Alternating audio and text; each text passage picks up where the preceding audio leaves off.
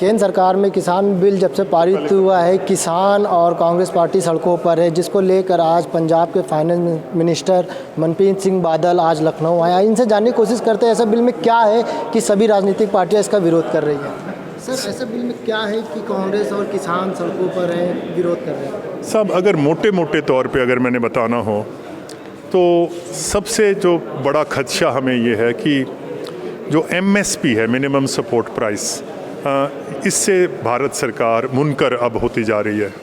और हमने जब ये बिल पेश हुआ था, ऑर्डिनेंस भी हुआ था, तो हमने उनको सलाह दी थी, मशवरा दिया था कि आप जो ये बिल है इसकी एक क्लॉज होती है, एक शिक ये भी रख लें कि मिनिमम सपोर्ट जो भी किसको खरीदेगा मिनिमम सपोर्ट प्राइस पे ही खरीदना पड़ेगा। तो भारत सरकार इस बात से कन्नी कतरा गई, उन्होंने ये बिल का हिस्सा नहीं बनाया। तो सबसे मोटा तो हमें ये इतराज़ है। दूसरा ये भी है कि जो आजकल व्यापार हो रहा है फूड ग्रेन में, तो जो जिसके पास लाइसेंस होता है, जो लाइसेंस शुदा व्यापारी होते हैं वो ही ले सकते हैं।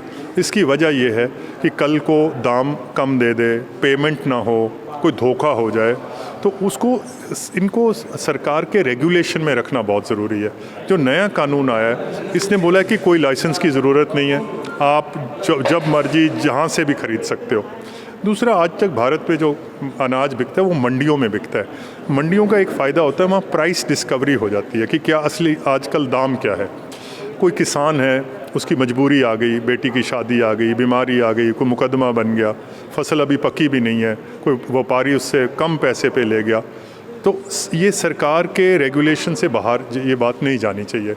तीसरा ये भी इतराज़ है कि जो मंडियों में सामान जो अनाज आता है उसकी रूरल डेवलपमेंट फ़ीस, मंडी फ़ीस वगैरह लगती है, जिससे लोकल जो देहात में सड़कें हैं, मंडियां हैं, शेड हैं, उनकी सारी की डेवलपमेंट होती है।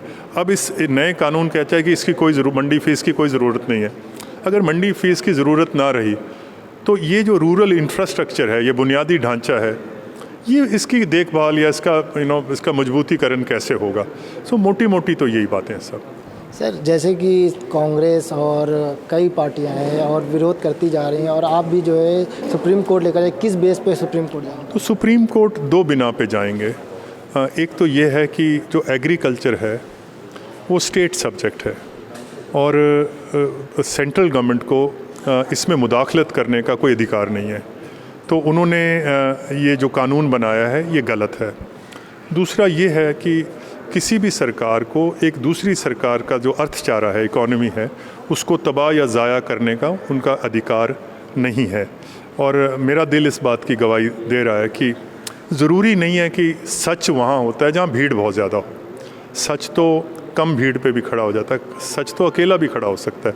सो इसका, जैसे मैंने अपने स्टेटमेंट में भी कहा कि आखिरी दम तक और आखिरी सांस तक इस बिल का कांग्रेस पार्टी विरोध करे। धन्यवाद। जैसे कि मनप्रीत सिंह ने बताया कि इसका विरोध करेंगे और सुप्रीम कोर्ट जाएंगे। अब देखने वाली बात ये होगी कि इस बिल पर आगे क्या फैसले लिए जाएंगे। लखनऊ से पूरी दुनिया के लिए विवेक कश्यप।